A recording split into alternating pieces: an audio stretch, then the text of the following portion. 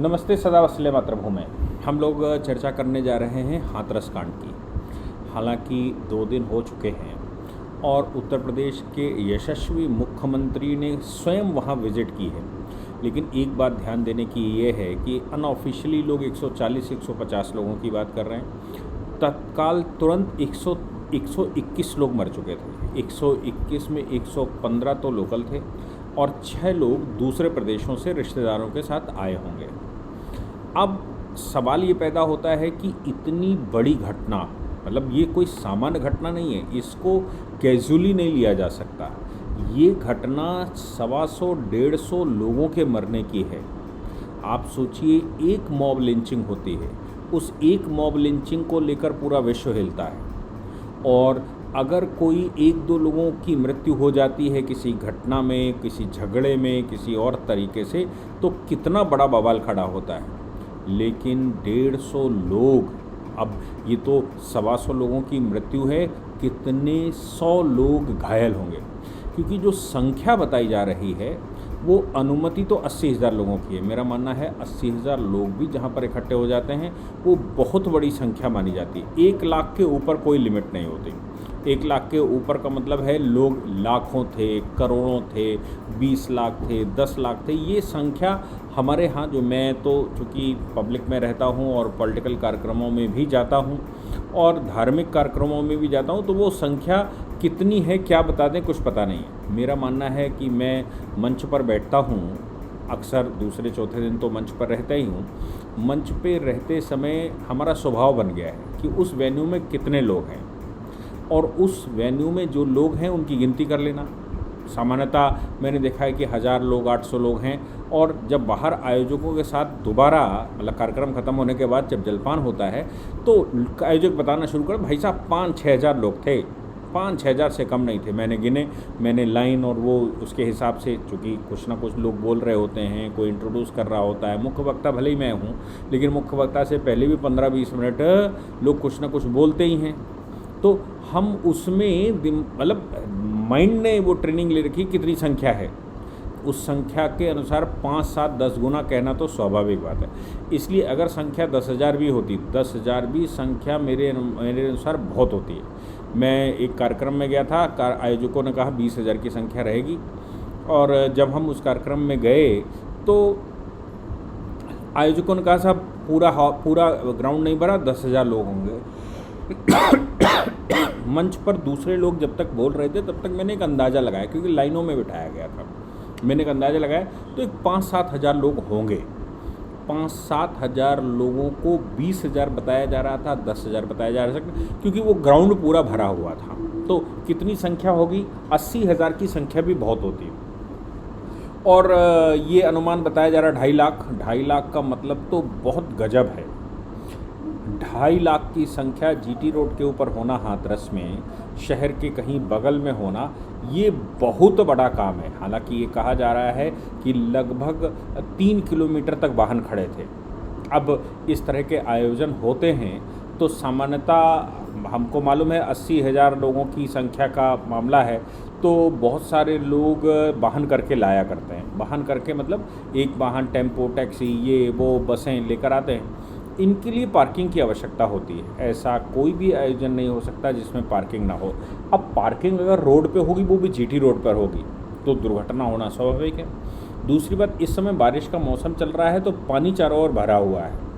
ऐसी स्थिति में रोड के किनारे जहाँ पानी भरा हो, जहाँ पर गड्ढे हों और वहाँ से बीच से रास्ता खुलता हो और वो एक मैदान की तरफ जाता हो जहाँ पर कार्यक्रम चल रहा हो, तो स्वाभाविक बात है कि इसमें भी या तो बारबेट वायर लगाया जाए या फिर रेलिंग लगाई जाए, और रेलिंग लगाकर उन जो जहाँ पर पानी भरा हुआ, जहाँ दलदल है, वहाँ पर प्रिवेंट किया जाए। ये आवश्यक है। अगर ऐसा नहीं होगा तो इतनी बड़ी भीड़ 2-2.5 लाख की इकट्ठी निकलेगी तो स्वाभाविक है कि वो कहीं ना कहीं स्लिप होगी। तीसरी बात यह है कि सो कॉल्ड बाबा, मैं बाबाओं के विषय में जनरली कोई स्टेटमेंट नहीं देता, क्योंकि उनकी अपनी संत परंपरा है, उनकी अपनी शक्ति है, वो कौन से कुल से आते हैं, कुल से मतलब कौन से बाबाओं के कुल से आते हैं या कौन से उससे आते हैं, परंपरा से आते हैं।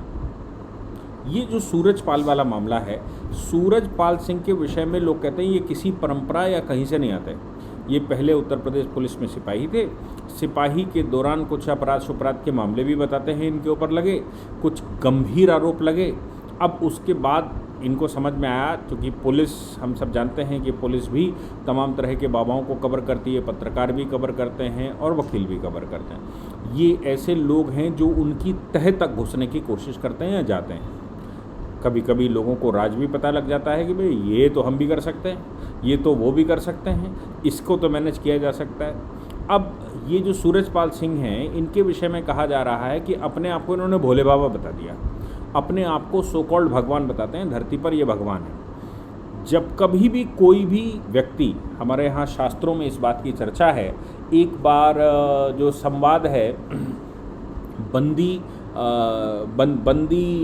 आचार्य बंदी का और अष्टावक्र का, जनक की सभा में जनक की सभा में बंदी, आचार्य बंदी और अष्टावक्र का संवाद है। उस संवाद में कहा गया है कि ब्रह्म को कौन जानता है। तो कहा है कि जो कहता है कि ब्रह्म को जानता है और जो कहता है कि ब्रह्म को जानता है वो ब्रह्म को नहीं जानता, यानी कि वो परमेश्वर को नहीं जानता।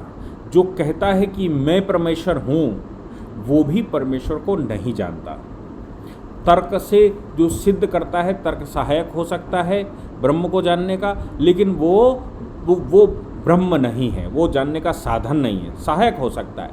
ऐसे ही तमाम तरह के विज्ञान सहायक हो सकते हैं, तमाम तरह के शास्त्र सहायक हो सकते हैं, लेकिन जो कहता है कि मैं ब्रह्म को जानता हूँ, या जो कहता है कि मैं स्वयं ब्रह्म हो गया हूँ, या मैं ब्रह्म हूँ, ये बात तो ठीक है कि हर व्यक्ति ब्रह्म है, लेकिन जो कहता है कि मैं ब्रह्म हूँ वो निश्चित रूप से इस शरीर को ब्रह्म कहता है। और जो इस शरीर को ब्रह्म कहता है तो वो प्रपंच में पड़ा हुआ है, वो दृष्टि नहीं रखता, वो दृष्टा को भी नहीं जानता, वो दृष्टि निश्चित रूप से नहीं रखता और वो जानता नहीं है कि आखिर वो कौन है। ऐसी परिस्थिति में अगर कोई अपने आप को ईश्वर घोषित करता है तो निश्चित रूप से वो गलत मार्ग पर है, या तो वो ठग है, या वो पापी है, और या वो अभिमानी है।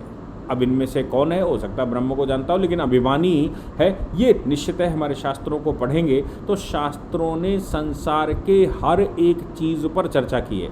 सृष्टि के बनने का रहस्य विज्ञान नहीं जानता, उस सृष्टि के बनने के रहस्य से लेकर आत्मा के प्रवास और आत्मा के प्रारब्ध और आत्मा की यात्रा तक की चर्चा की गई है, प्रजाओं की चर्चा की गई है, पृथ्वी के प्रजाओं की चर्चा की गई है। आप सोचिए कि जब शास्त्र ये कहता है, पृथ्वी सूक्त या भूमि सूक्त अथर्ववेद का ये कहता है, या मैं कहूँ अवशिष्ट सूत्र जो सूक्त ये कहता है कि इसका निर्माण भी, पृथ्वी का निर्माण भी अवशिष्ट से हुआ है, और बाद में इसमें प्राण वैसे ही आया है जैसे माँ के गर्भ में बच्चा आने के बाद उसमें प्राण 3-3.5 महीने बाद आता है, तब ही बच्चा स्थिर रह सकता है।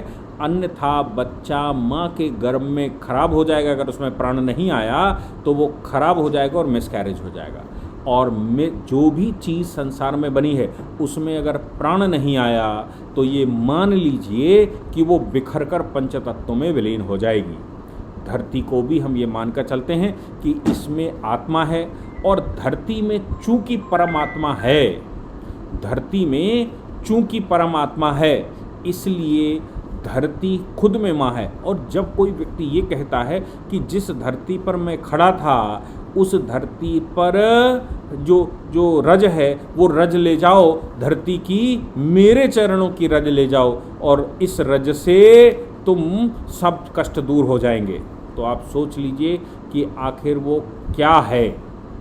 मैं उस चर्चा में आगे नहीं बढ़ना चाहता, हो सकता है परमेश्वर की कुछ कृपा उनके ऊपर, और परमेश्वर की कृपा होगी ही, इसीलिए 2-2.5 लाख लोग इकट्ठे होते हैं। लेकिन उसमें एक आतंकी एंगल आ रहा है। मैं अभी एक चैनल पर था, सुदर्शन न्यूज़ चैनल ये कह रहा था कि इसमें आतंकी एंगल हो सकता है।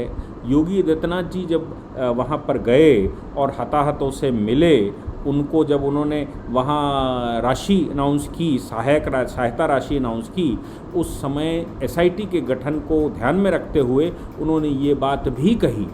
और इस बात में उन्होंने कहा कि देखिए, इसमें जो भी एंगल है इसमें आतंकी एंगल हो सकता है। इसका मतलब बिल्कुल साफ है कि नज़र में इस समय आतंकी एंगल है, उस पर एसआईटी गठन और इन्वेस्टिगेशन शुरू हुआ है। लेकिन उत्तर प्रदेश की पुलिस किसी की सरकार में हो, उत्तर प्रदेश का प्रशासन या और देश का प्रशासन किसी की सरकार हो, आजकल पिछले 70 वर्ष से हमारे देश में सरकारें वरकारें तो नाम की होती हैं, कुछ बेनिफिट लेने के लिए होती हैं या कुछ अपने आप को चमकाने के लिए होती हैं। सरकारें तो भारत में होती नहीं। भारत में हकीकत में प्रशासन है और वो अंग्रेजी प्रशासन, अंग्रेज़ों का तंत्र अभी भी चल रहा है।